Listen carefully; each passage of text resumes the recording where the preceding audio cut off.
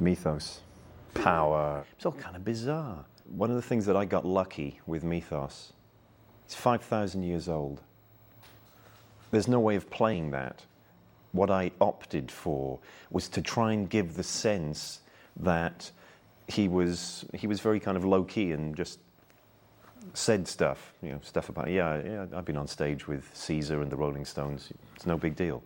I wanted to suggest that he was saying things, but he was also not saying a whole load of other stuff. That there was just so much history that he had that all the details were kind of casual and trivial and not that big a deal.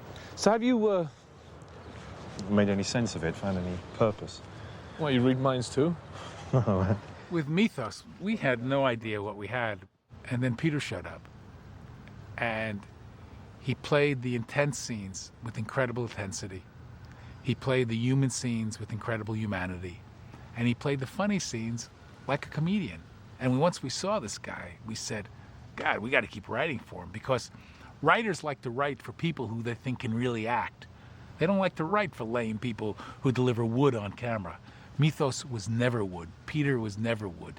He always acted. He was always wonderful.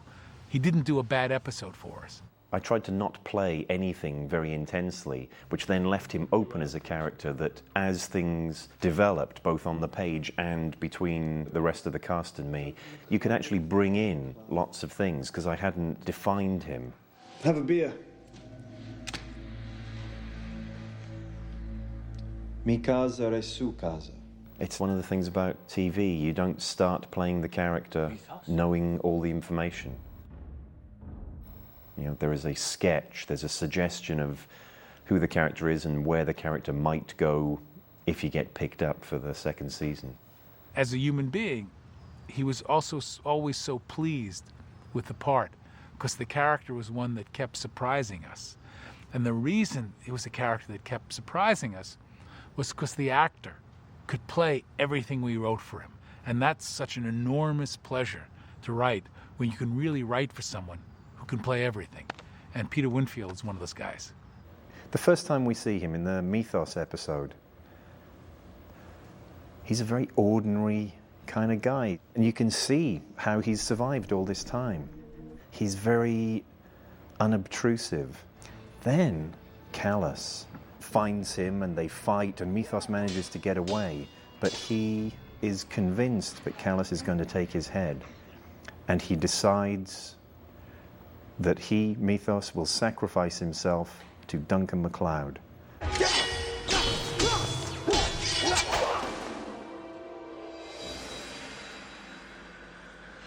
What are you waiting for, MacLeod?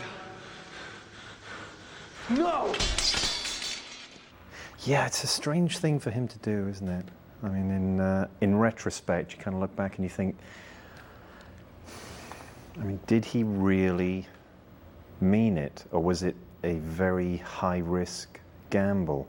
At the time when I was playing it, when I was first given the script, I absolutely assumed that he meant it, that he was willing to sacrifice his life. My rationale was that this guy's been around for thousands and thousands of years. He's seen and done everything, as we later learn.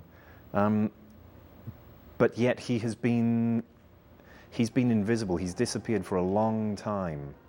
And I just thought maybe he's just bored and tired. Maybe he's just had enough, that he was ready to go.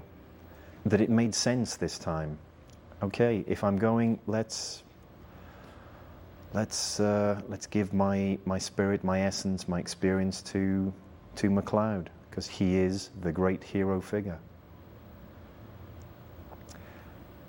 After a couple of years of playing the character, I now look back at it and I think, well, yeah, there is always that way of looking at it, but It's good to be a myth. Yeah, no one hunts for a myth or a watcher. what better place to hide? I never believed anything else that he did was as simple and clear as that.